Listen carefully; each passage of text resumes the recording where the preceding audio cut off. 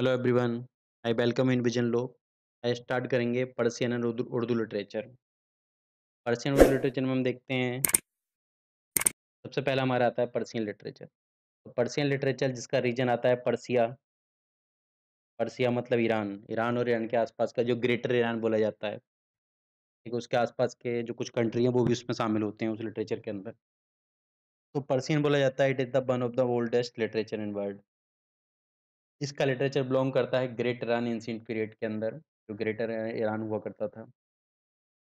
तो यहाँ जो लैंग्वेज है उसका कंपोज़िशन हुआ है पर्शियन लैंग्वेज के अंदर। यहाँ जो हमारा मेन ओल्डेस्ट टेक्स्ट मिलता है जैसे गथा, जिसके अंदर 16 शॉर्ट हाइमन मिलते हैं जो वहाँ की ओल्डन इरानियन लैंग्वेज आती है ओल्ड पर्शियन जिसे अबस्तन बोलते हैं।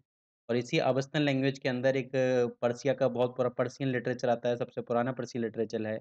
जो अप्रोक्सीमेट बोला जाता है ऋग्वेद के आसपास का लिटरेचर है, उसके बाद का लिटरेचर है, जिसे बोला जाता है होली बुक ऑफ ज़ोरास्ट्रियन। जो पारसी धर्म लोग हैं उनकी ये होली बुक बोली जाती है, दैट इज़ अ अविस्ता, को बोला जाता है अविस्ता।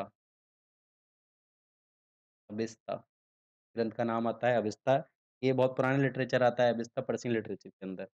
और जो गाथा है, गाथा have been handed down as part of Avesta. तो अविस्ता का जो काफ़ी पार्ट है इसके अंदर मेंशन होता है।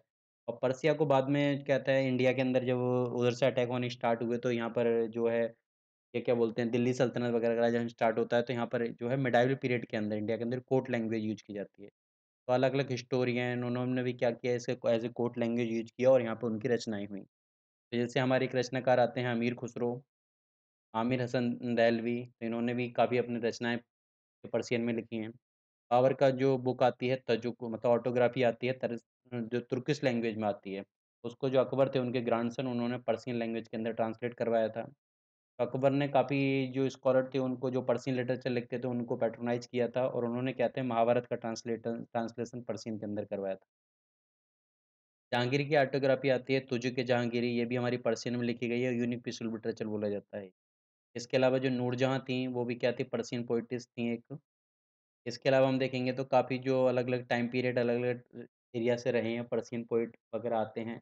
और एक आते हैं अबुल फ़ज़ल, अबुल फ़ज़ल का आता है अकबरनामा और उनकी दूसरी रचना आती है आईन अकबरी, ये भी हमारी पर्शियन लिटरेचर का एग्ज़ाम्पल आती है। अगला हम देखते हैं उर्दू लिटरेचर। उर्दू लिटरेचर, तो उर्दू लिटरेचर जो हमारा आता है वो कॉम्बिनेशन आता है पर्शियन प्लस हिंदी। पर्शियन और हिंदी के मिक्सचर से जो नई लैंग्वेज डेवलप हुई दैट इज़ कॉल्ड उर्दू, उसको उर्दू बोला गया। उर्दू का इन्फ्लुएंस आता है भाई फॉरेन इन्वेडर जो तर्क और मंगोल वैसा जो इन्वेजन हुआ था इंडिया के ऊपर, तो वहाँ पे क्या था, यहाँ पे उर्दू ऐसी लैंग्वेज इंटरेक्शन बिटवीन हिंदी और पर्शियन और इसकी वोकैब्युलरी जो है वो हमारी संस्कृत ड्राइव प्राकृत और अरबो पर्शियन वर्ड दोनों से मिली हुई है, ठीक है।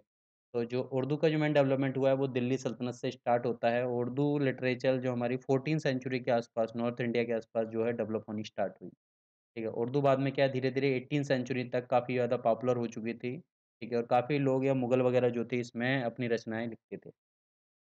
तो उर्दू के एक फेमस रचनाकार आते हैं खुसरो, अमीर खुसरो, ठीक है? जो फॉलोवर या शिष्य बोले जाते हैं निज़ामुद्दीन औलिया के, इन्होंने अपना जो पोएट वर्क था वो भी इसमें लिखना स्टार्ट किया। ये एक तरह से जो किंग बलबन था, बलबन के समकालीन आते हैं अमीर खुसरो, ठीक है? इनका जो एक इन्होंने कंपोज़ किया था, एक इनका वर्क है लैला मजनू और आईन सिकंदरी, ठीक है? जो अलाउद्दीन खिलजी को नोट किया गया, ये भी हमारा उर्दू में लिखा हुआ है। इसके अलावा भी कुछ पोएट आते हैं जैसे गालिब हैं, ज़ौक़ है, इक़बाल हैं।